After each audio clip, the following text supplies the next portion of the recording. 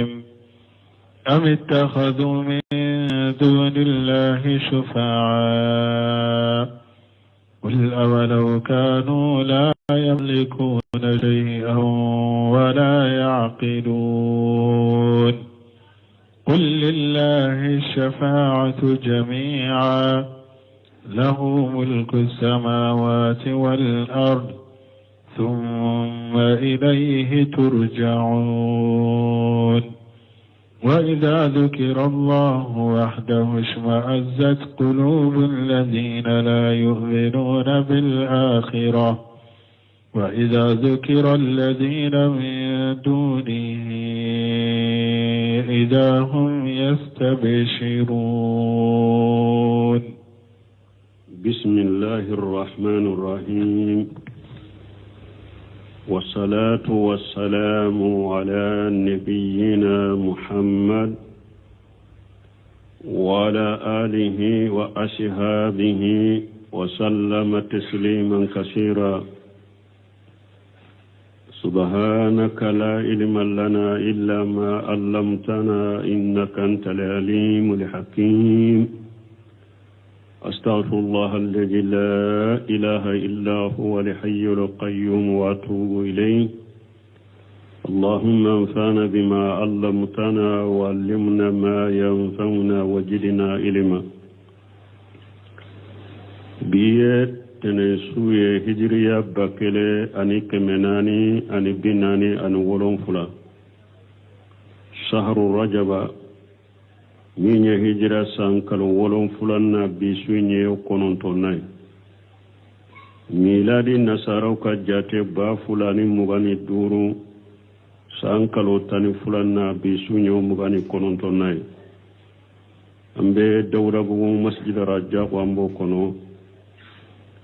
أعوذ بالله من الشيطان الرجيم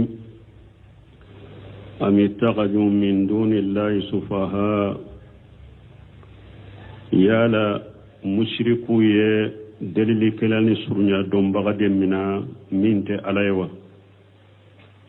qul awlaw kanu la yamlikuna shay'a wa la yaqilun afu ye harina ya soro aw kabbato fon foy maralentu bolo haklitu la ulu besaka dalil ka wiyawa qul lillahi sab'atu jami'a mamura fuye dalili be ala detay lahum mulku samawati wal ard thumma ilayhi turja'un sanka bawron fulam maray ala detay duma kolon fulam maray ala detay o kota bebe sagi katala dema wa idha zukira Allah wahdahu ismajjat qulubul ladhina la yu'minuna bil akhirah. minye Abdurrahman Shadi أكون آية تفسير لا يذكر تعالى حالة المشركين وما الذي اقتداه شركهم ko ala min korota lendo abe mushriku kalla halafo anu kalla halayu la shedegere mimma annahum idza zukira Allah tawhidan lahu koni ala kofo mana niye ala ke kelenye wa amara bi qilasi dini lahu niye unyamariya nyamaralike kumgo ka dina bi qalashi alay wa tarkum ma ya'budu min dunihi ku ka fiun toye ube munum batoka farala ko ku toye أنهم يسمعون وينفرون ويكرهون ذلك صد الكراهة على كوكم مشركون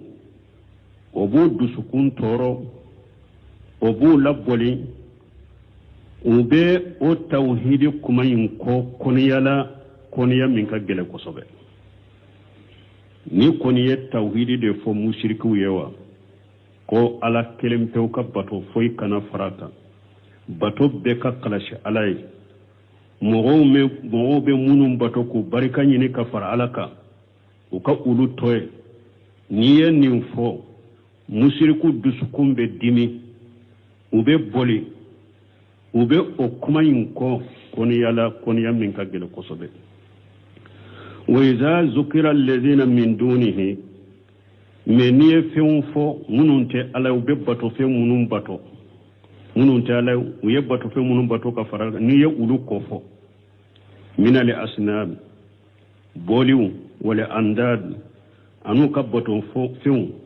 wadda ila ibadatiha wa madariha ni wolele kila doye wolele ke kata u ka bato feŋ batolema anu ku ka bato feŋ tanu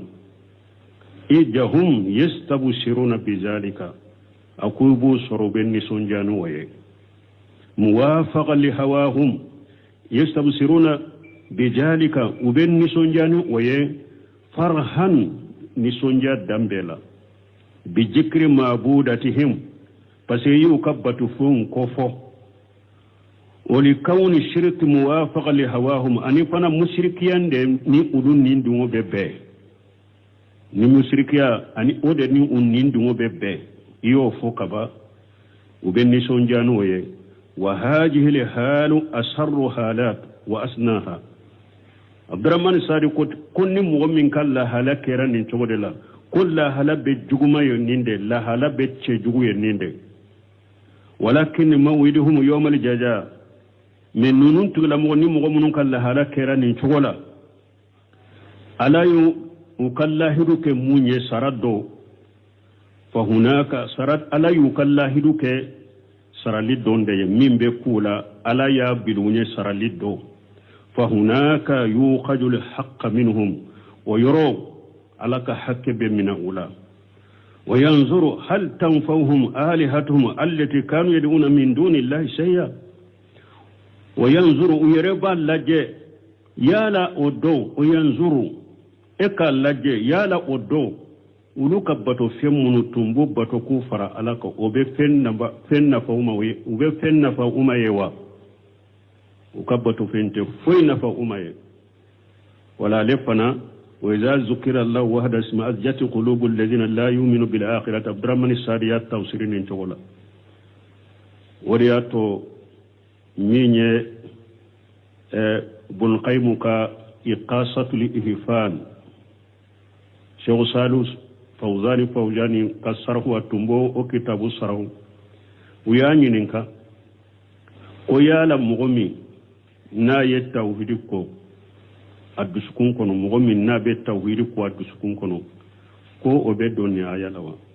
wa yanyininka wa iza zukira Allah wahdahu ismajat qulubul ladina la yu'minu bil akhirati ko sisa munum be tawhidi ko silama munum be tawhidi ko silama do na be tawhidi ko adusukun kono abe donni aya kono wa ako abe do ke ako silama ye tawhidi ko adusukun kono ibe donni aya kono ako me ado fana be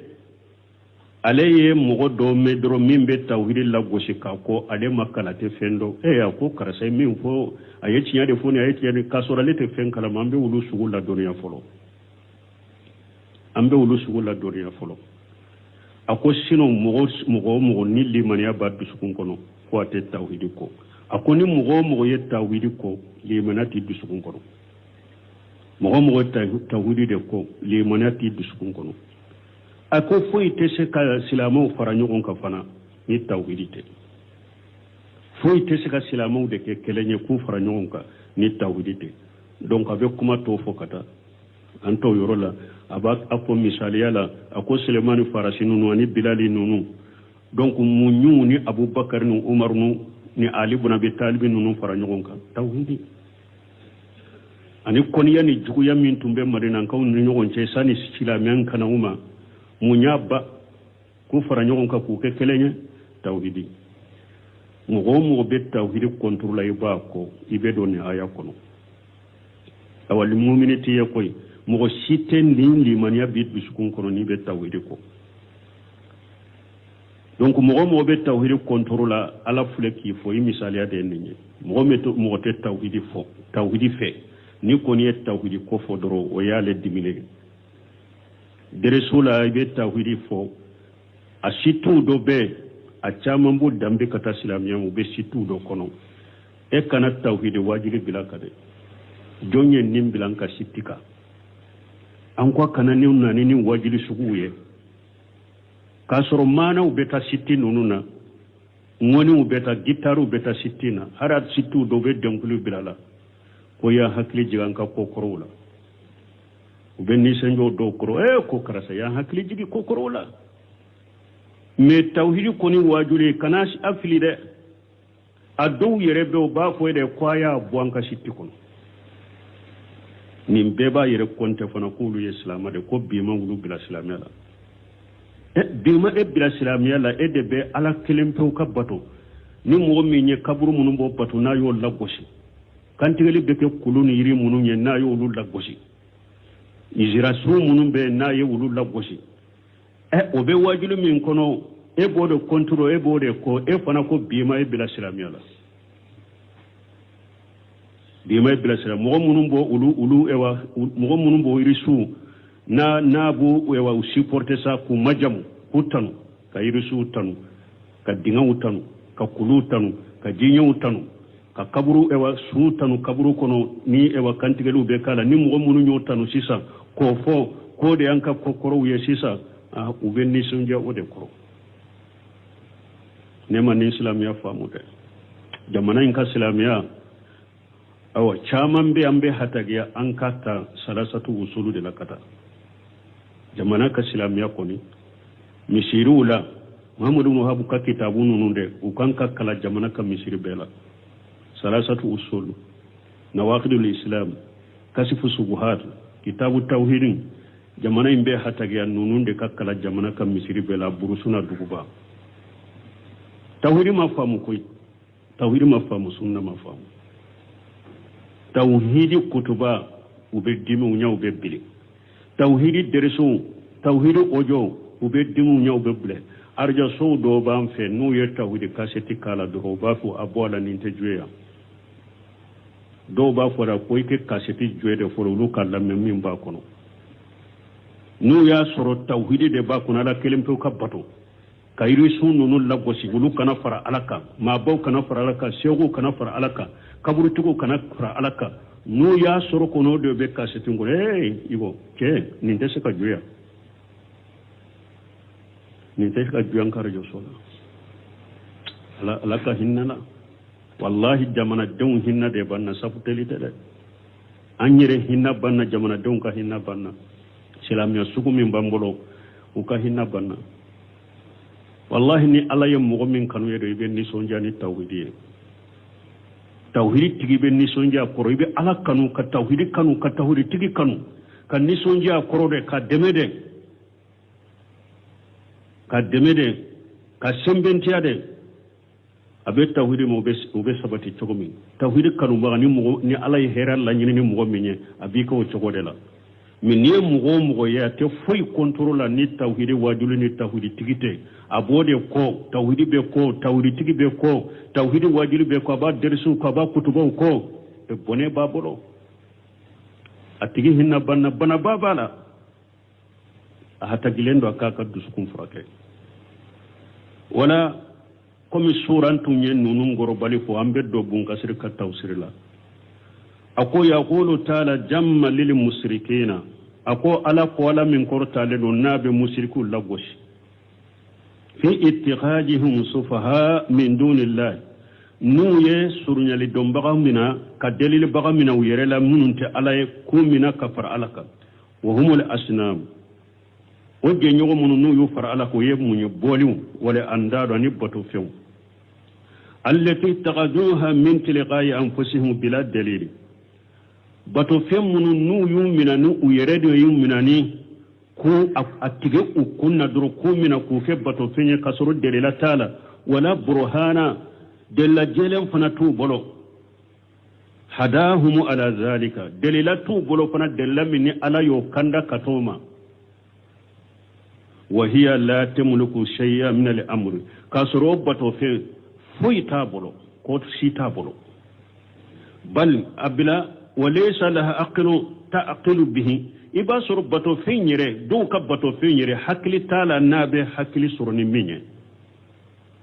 wala sam tasmu bihi iba soro tilo tala be meni ken tilo minye wala basar tubsiru bihi iba soro nyata la be nyeli ken nyaminye bal hiya jammadatu iba soro jammadatu ye munye fende do nintala aswa hala min al hayawan bikashir o jammadatu min o femmi nintala na kala halaka jugu kateme fenya na machamanka iba soro ka chaw do ka bato fenyu ode kwanye munun fo iriu kulu tungu dingenye so jinyu kana koro kana ni koro koni nimbula me min tay moni mayedu boli yedu min tay risude do min tay kulu do de min tay tungu do de min tay jinye do de min tay dinga do de nunun te jammada tuya hakili bola banube hakili soroni hakili munu yo bola wa yala tilo bola be meni kene tilo mununya nya bola be yeli kene nya mununya jammadatu min kala halaka jugu kateme fenyana mabeka jira su de beta tanu mogo bolo jira su irisu yaay mogo bo o lutano jamana yin kono afana be sallira be su kabakolo kabako bere ba summa qalu kofe alako قل ما مرفوي أي يا محمد لهؤلاء الجائمين أنما اتخذوه صفاء لهم عند الله تعالى أو ما مرفوي منو مفلي أفوي محمد منو نيا غالون فو مبغو منو نيا سرنيا لدوم بغو منا كدليل كلاو منا كون أولو بدليل كي أولو في وبدليل كي أولو يه على في مسا من كورتا لندو أخبرهم نون تيغو كباريا أن الصفاءة لا تنفع عند الله إلا لمن ارتداه وأذن له أفويه كم مغشيك الدليل تسكى النفاك على فيه هوني مغمين جينا مغمين على جينا مغمين كرو وبني على يجين دي كمين كالدليل ni fenwo fenini ewa koma she alama ini barani kuma mashe alama barani kuma mununi ala be jey koroye alama jendi ma qiyama kene ka koy ka dalile ke itese ka dalile ke famarjuha kulluha ilayhi aw dalili bebe sagi kata ala de ma bebe ala de bolo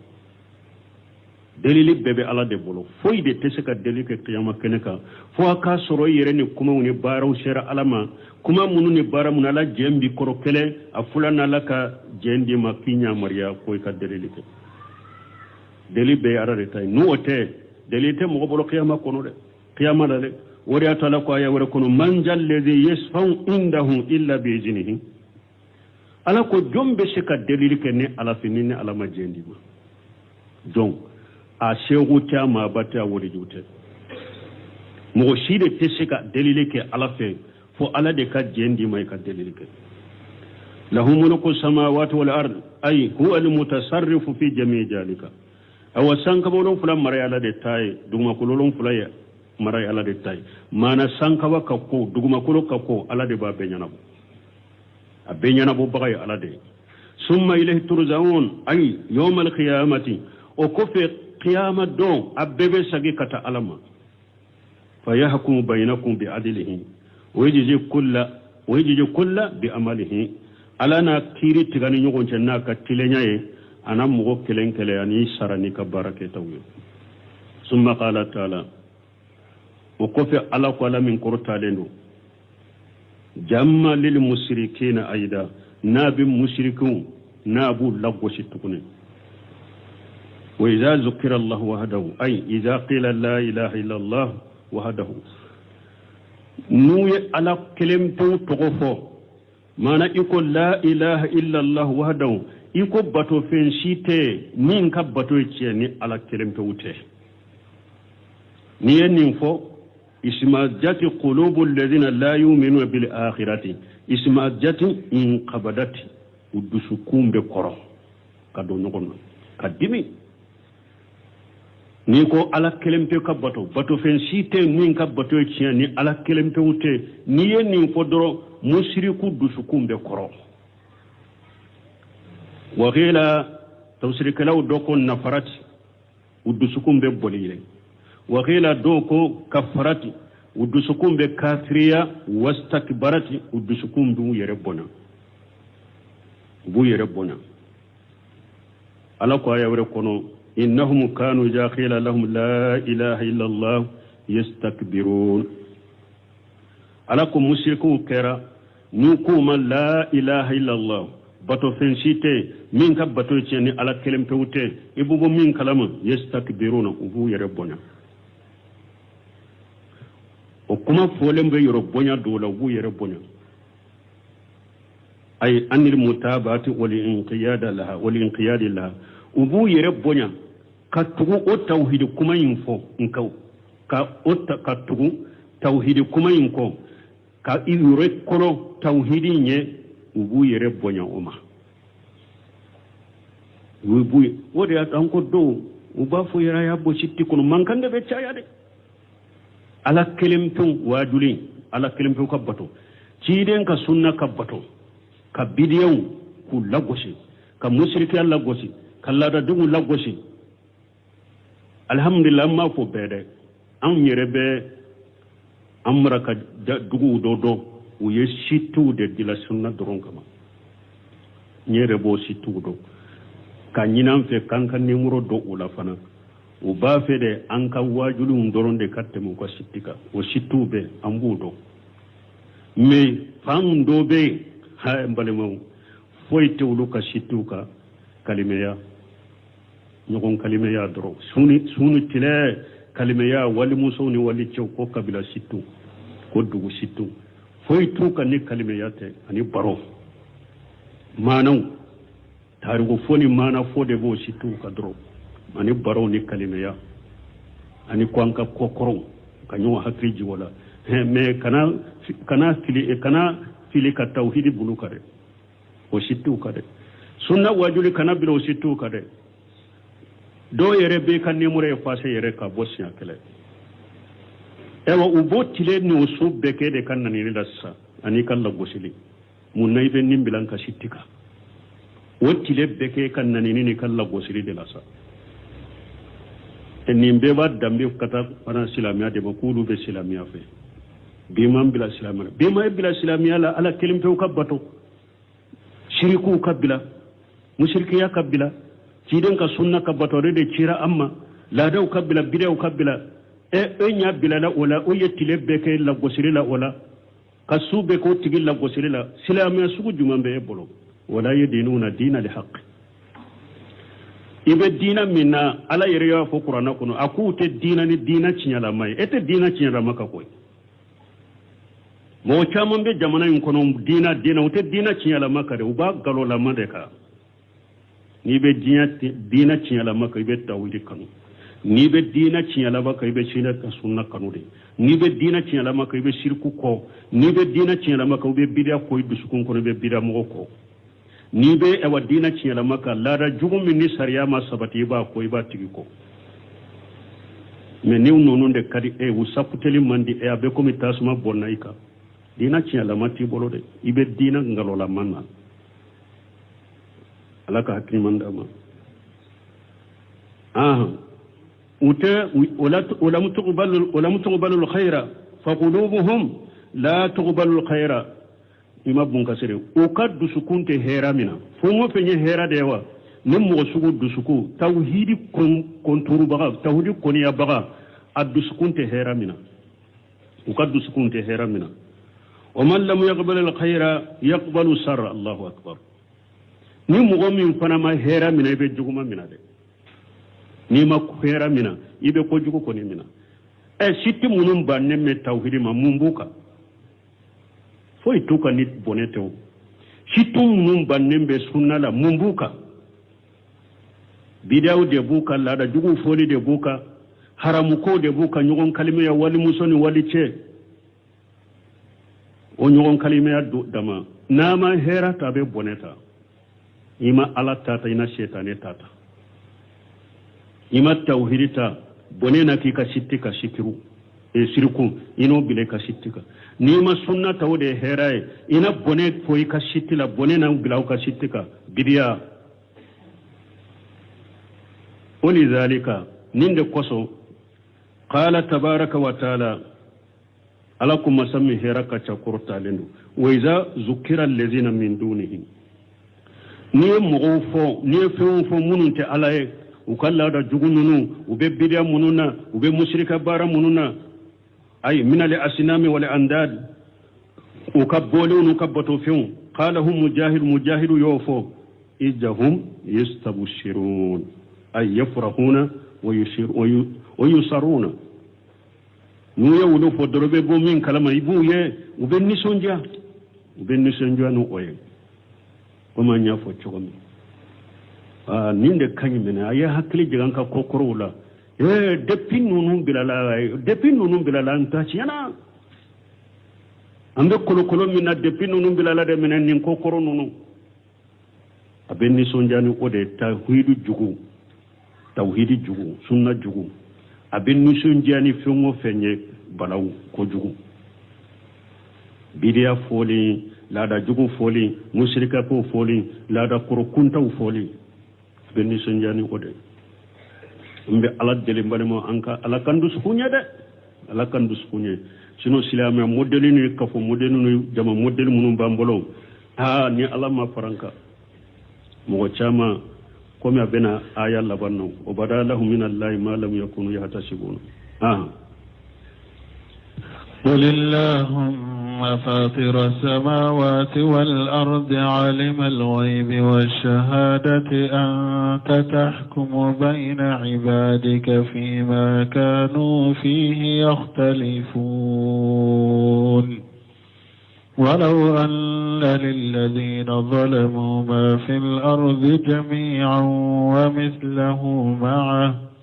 لافتدوا به من سوء العذاب يوم القيامة وبدا لهم من الله ما لم يكونوا يحتسبون وبدا لهم سيئات ما كسبوا وحاق بهم ما كانوا به يستهزئون قل ما مرفوه على مسمي هركا چاكورتا لندو tumame aye mushrikun ayuka kofo anu ayu lagosilu minke ku te tawhidi fe te ku ube shirku de fe ube boli tawhidi nye tumame ala yo fala ko qul mahmara fuye allahumma fatira samawati wal ard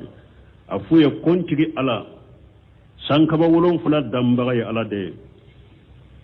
ama palanta yuroshi kamisalata yuroshi duguma kololon fula dambaga ya ala de ama palanta yuroshi ama misalata yuroshi alimul ghaibi wa shahadati femmin dogolembe damfeun nala bado mimbe damfeun nyekoro nyabe minno be mindo ala bado min dogolembe damfeun nala bado damfeun serelembe minna nabu nyekoro ala babedo anta tahkumu bayna ibadika fima kanu fihi yaqtalifun ay ala de be kiri tigay ka joni nyogonche qiyama utumbe nyogon soso min na jian kono e ala de be kiri tigoni nyogonche qiyama walau anna lil ladhina jalamu ma fil ardi jami'a ala ko yawmal qiyama do mugum mununye tonyalike ka mushrikiya ke nema beddugu koloka na abetun keru utaye qiyama keneka ka sagi kanyuguna takafaraka laftadawu bihi min su'i azabi yawm al-qiyamati utumbu yere kuma bona ye kabolla gara ka janga kata juguma me obe soro bolo ya hari na soro ya lay ala ta minula mugo nini musirikiya de sera ala ma yawm al-qiyamati iba na ta hari ni jiya nema be na bekera etai ka nyuguna ta kafaraka itumba bedi alama puri ka kisi o donka la jaba juguma me atesoro wa badalahu min allah ma lam yakunu yahtasibun fentara bangu ye alafe uyere jigitunte minna parce anya fu chomi jamana ka silama chu min fulani nye mi matta uhiri nye do ka baloka ka saka ebi ja ire jate silama baye ki yere jate bange bagabato nganaye ki yere jate nyumankela nganaye me kasro isara mushrikiyaka isara yere jiantiyaka ikabara utunte ke ala kama utunte kalashi alai ni e jora e nyana e nyugo nam baraji tikite malikaw ba fuye karasa foyte boloya itumbe mushrika minya ikabara be duya itumbe yere jira mina ikabara be duya itumbe bidia mina sarashite de boloya badalahum ma lam yakunu yahtasibun wa badalahum sayyi'atu ma kasabu uyabara jugu munun ke ukabara jugu awa ubangera uye kinama kineka atumba ka mushrika minya atumba ka bidia mina atumba ka yere jira mina o bara jugu bilala o dara kineka ye qiyama kineka wa haqa bihum ma kanu bihi yastahzi'un utumbe tilunge ni la jaban ni janga kata mi yo jiginu kai ni ko ala kelim to bato ni ar janna yede taya datu ginyeke ni nyebida ya bila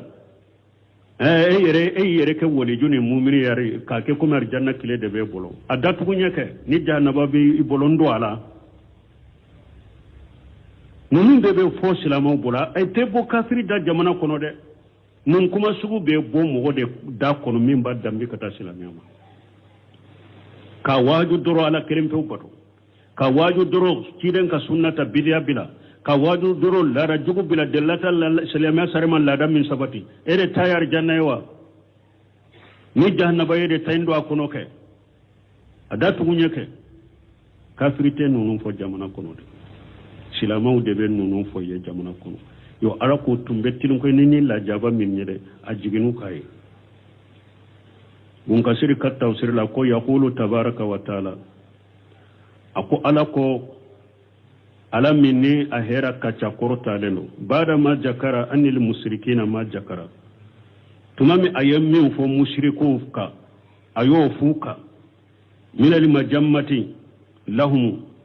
fi hubbi shirki wa nufratu man tauhid ni ala yu lagoshi ka fo mushriku be mushriki yare fe ube boli tawhidi nye ute tawhidi fe tumami ala yu fo ala ko qul mahmura fuye allahumma fatira samawati wal ardi alim al ghaibi wa shahadati ay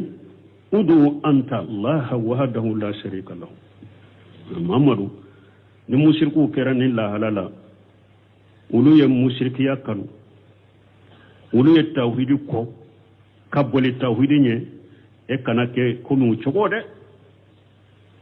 udu anta allah eka ala wele ikala batu wahdahu la sharika lahu ala minna kelim todo je yogon taala eko ala kelim batu kana faru kade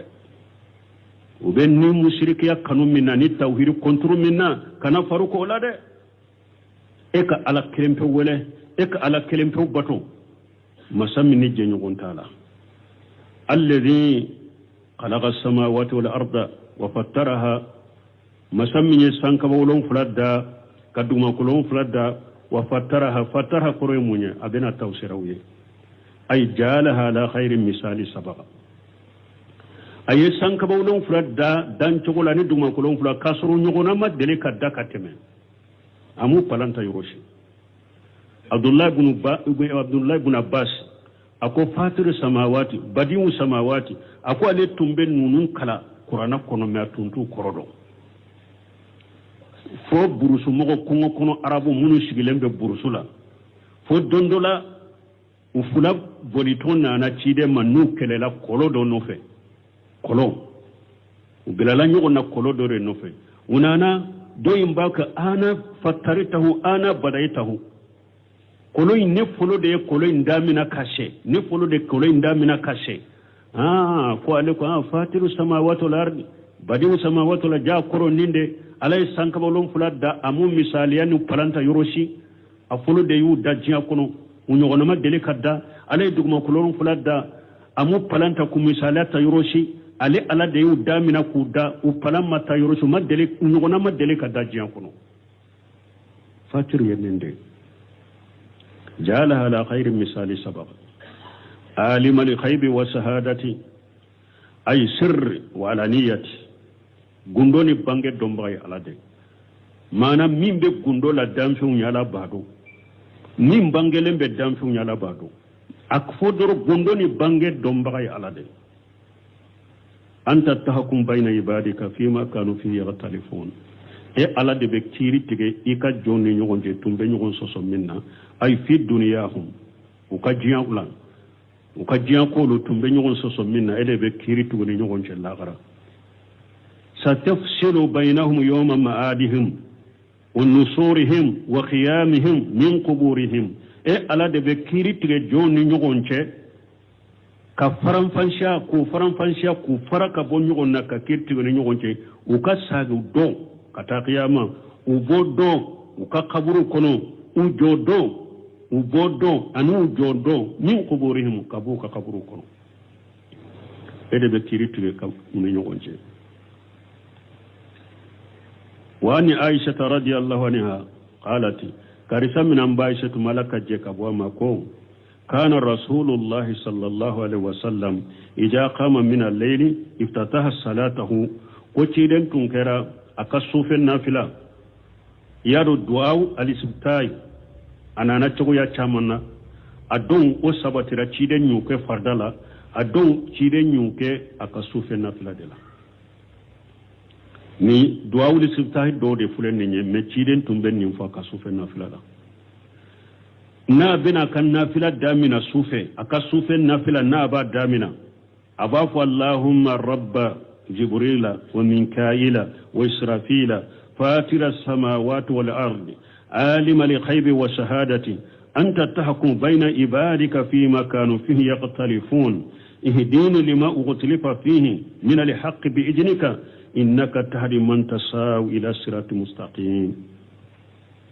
كيدن تمبنين دعوك كاكا سوفنا في الدامنا كوري موني اللهم انتك الله عرب جبريل تيجين وميكائيل ني ميكائيل تيجين وإسرافيل ني إسرافيل تيجين فاتر السماوات والأرض يا الله ده سانكبورون فلا دا كسرو ومثاليا متا يرولا كدوما كلو فلا دا كسرو ونيغونما دلكدا جيا كونو عالم الغيب والشهادة غوندوني بانغ دومبا يا الله ده أنت تحكم بين عبادك فيما كانوا فيه يختلفون اي الله ده بكيري تيجين ika joni nyogon che khiyama nutum be nyogon soso min najiya ihdini lima uqtilifa fihi min alhaq bi jinika tigi ala ikin kanda kata chiyami ni ka jonye nyogon soso chiyami na ikan ne kanda kata o chiyama ni e ala ka jenye innaka tahdi man tasawi ila sirati mustaqim e ala de be mogo kanda mogo min kandali jiya kata sira masira min tilelono kiren to menen do fo سوفنا في الدامنة وانا ابي بكر الصديق رضي الله عنه انا كابو بكر الصديق بولا لك جي كابو قال يا رسول الله علمني ما اقول جاء اصبحت وجاء امسيت اكو تشيد لا دنيا دواولا دواو مي سوغما نيمبا فو ولا في نيمبا فو ودياتو نين دواو مي فنا فلن ني نابنا فو اذكار الصباح والمساء نين دواو بو كونو sogoma duawuni wula fere duawu akolla dunya duawu dola nimba fo sogoma ani nimba fo wula fe faqala lahu rasulullah sallallahu alaihi wasallam alaka chiden ko malaka taruna kisibaka ya abubakar akwa abubakar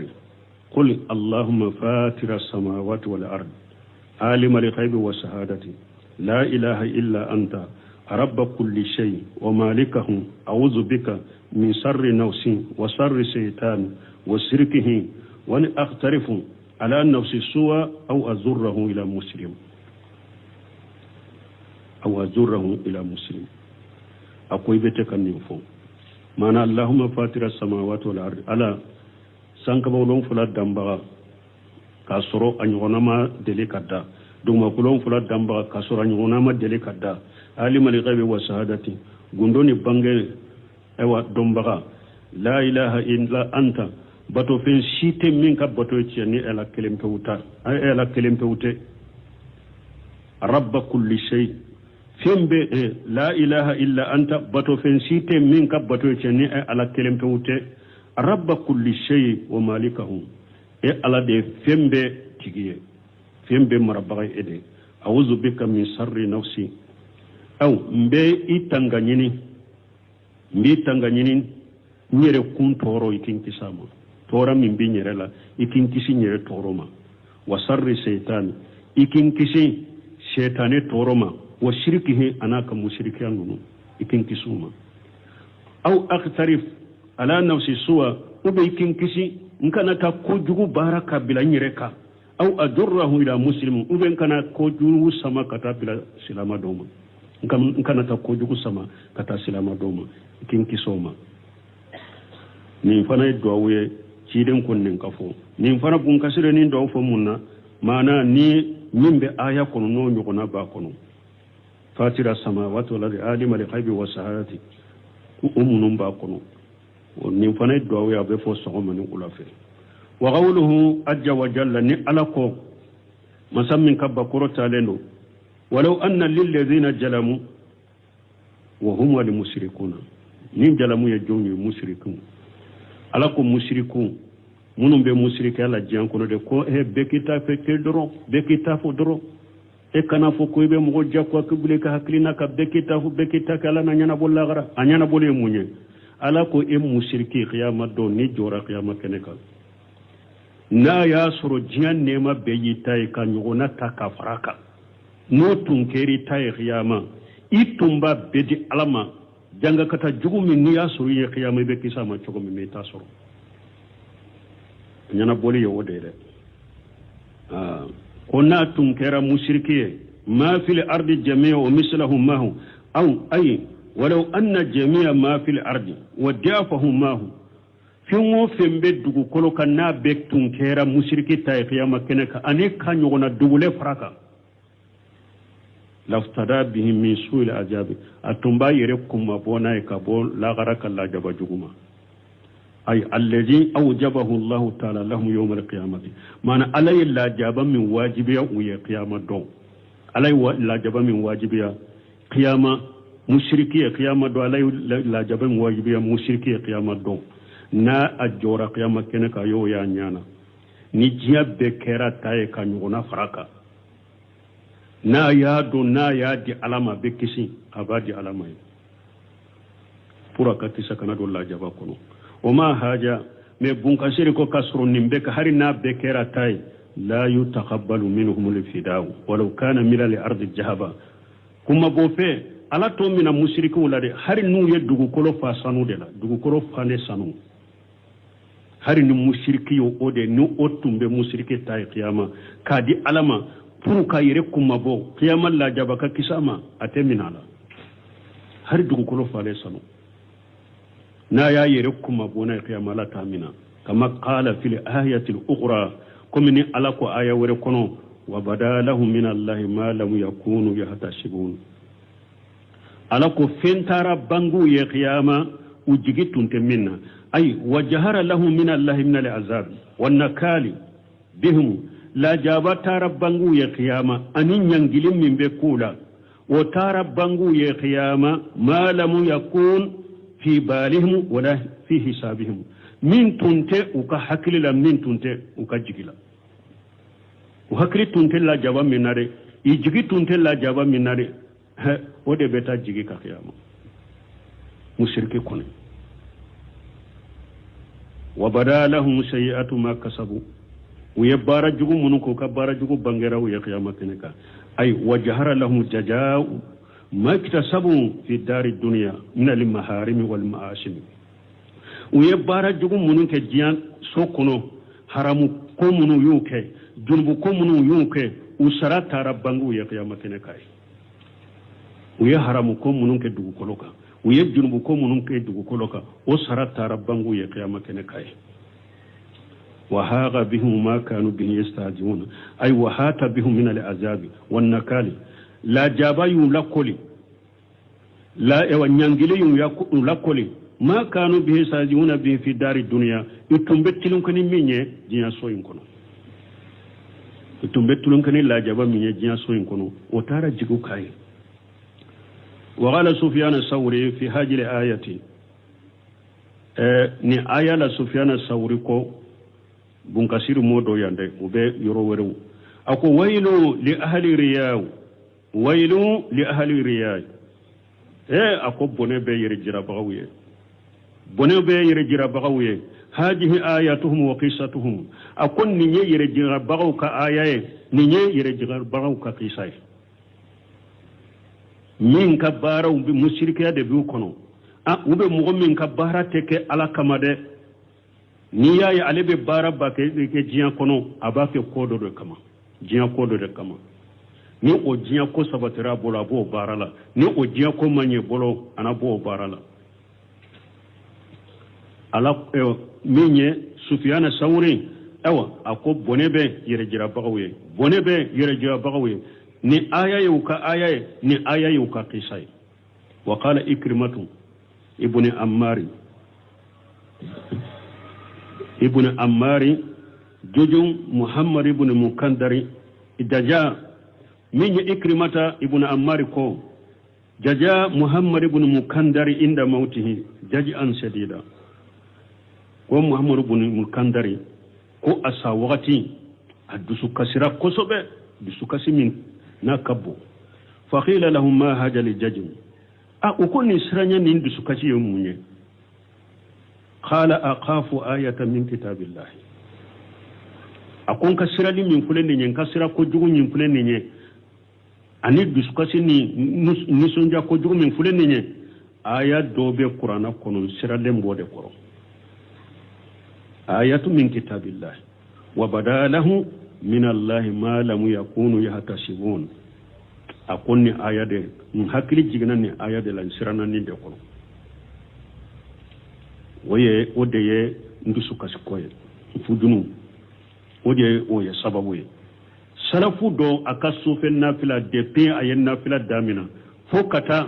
akan nafila ba atumbe sagini aya de la kakashi وبدالهم من الله ما لم يكونوا يحتسبون وهاغ بهم وبدالهم من الله ما لم يكونوا يحتسبون وبدالهم سيئات ما كسبوا وهاغ بهم ما كانوا به يستهزئون أكن في لدى تورك سجي سجني آيات النبي كشي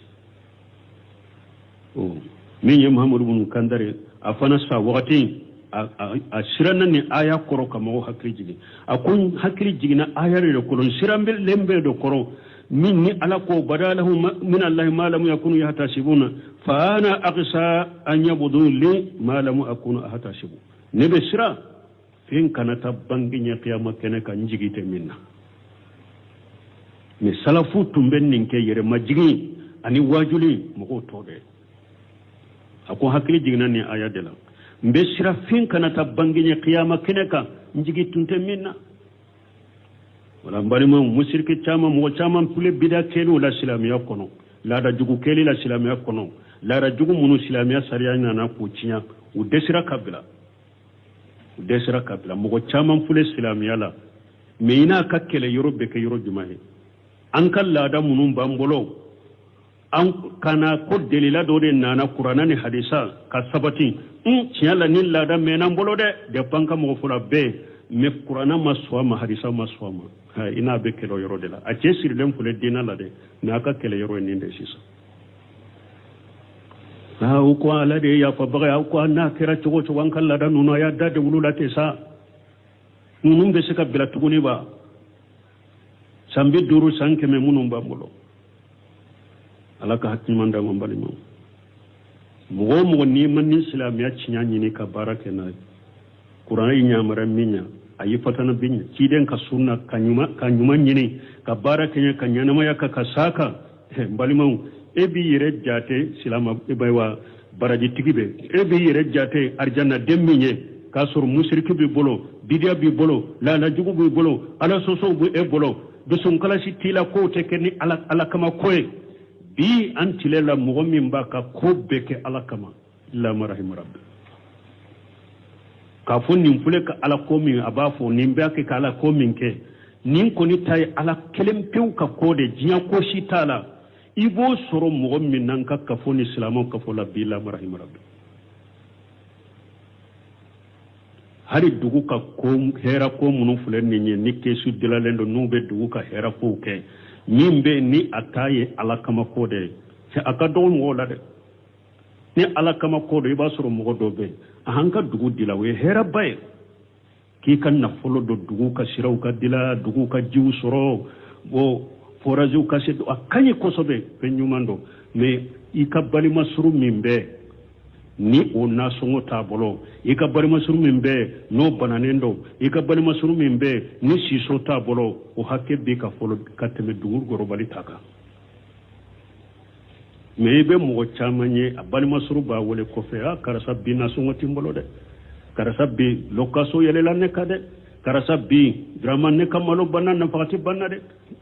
ibe bo min karama triga be tarbotige gobe abafa ko drama jurumi be ne yere la kacha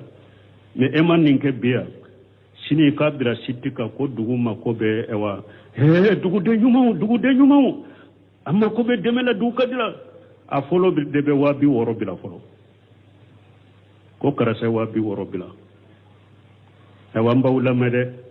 karasa ya damina de wabi woro bila ambala mede karasa damina yawa kame bila kasoro karasa akorokia dogoni bakele fakele o ya wele kunu ko malo tabolo nyo tabolo amasige filala ko juruba lela o ya la kama koya dala kama koyo nunu ye yere jirawde amma fa kana heraw kare na ye heraw ke alakama ayaka dusukunde kala si heraw ka ke alakama ni dusukun kala sila fana al aqrabu fal aqrab mogo ka suruma kata chogo mire deme ka su mogo ka suruma kata chogo me qur'ana yode fuye harisa yode fuye ni be ta jamata ke gorobali ta ke folo ibali masurum be do yere ba wolo ba yere ba wolen kamalo banna ata jabi woga ba ko foni kalo sara mo dugu se je nu ye siti deme bila siti ka dro folo ba tabila oye hera nyini sigu june oye deme sigu june ala kama ko de yewuluya yere jira de yewuluye bo nimbara kala sugude ale ba ke ko ye bara baw kede ibo min kala me amake ala kama fembe ta banga ye qiyama keneka ayre hakili tunte minna are yere nyana ne dugu demeli min ke ne ni here min ke dugu la baraji benye na jore ba fa make ala kama fenti boloya ala kan kisama ala kan tanga subhanakallahumma rabbuna bihamdika ashhadu an la ilaha illa anta astaghfiruka wa atubu ilayk سورة الزمر آية بنا 7 أعوذ بالله من الشيطان الرجيم بسم الله الرحمن الرحيم أم اتخذوا من دون الله شفعاء قل أولو كانوا لا يملكون شيئا ولا يعقلون قل لله الشفاعة جميعا له ملك السماوات والأرض ثم إليه ترجعون وإذا ذكر الله وحده اشمأزت قلوب الذين لا يؤمنون بالآخرة وإذا ذكر الذين من دونه إذا هم يستبشرون بسم الله الرحمن الرحيم والصلاة والسلام على نبينا محمد وعلى آله وأصحابه وسلم تسليما كثيرا سبحانك لا علم لنا إلا ما علمتنا إنك أنت العليم الحكيم أستغفر الله الذي لا إله إلا هو الحي القيوم وأتوب إليه اللهم انفعنا بما علمتنا وعلمنا ما ينفعنا وزدنا علما بيت تنسوي هجريا بكله أني كمناني أني بناني أني ولون فلا شهر رجب من هجرة سانكال ولون فلان بيسوني وكونتوناي ميلادي نصارى كجاتي با فلاني مغاني دورو سانكال تاني فلان بيسوني ومغاني كونتوناي أمبي دورة بو مسجد رجاق وامبو كونو أعوذ بالله من الشيطان الرجيم أم اتخذوا من دون الله سفهاء يالا مشركو دليل كلاني سرنيا دوم بغد منا مينت عليوا قل أولو كانوا لا يملكون شيئا ولا يعقلون أفوي هرنا يا سرو أو كبتو فيهم فوي مرلنتو بلو حقل تولا ولبسك الدليل كاويوا قل لله سباءة جميعا ما مرافوي الدليل بي على دتاي له ملك السماوات والأرض ثم إليه ترجعون سانك بورون فلام مراي على دتاي دوما كلون فلام مراي على دتاي وقوتا ببي ساقي كتالا ديما وإذا ذكر الله وحده اسمجت قلوب الذين لا يؤمنون بالآخرة من عبد الرحمن الشادي أكون آية تفسير لا يذكر تعالى حالة المشركين وما الذي اقتداه شركهم ala min korotalen do abe mushriku kala halafo anu kala halayu la shedegere mimma annahum ija zukira Allah tawhidan lahu koni ala kofo mana niye ala ke kelenye wa amara bi qilasi dini lahu niye nyamaralike قم قدين بقلاش علي وتركم ما يعبد من دونه كوكا فيون توي وبيمونم باتوكا فرالك وكو توي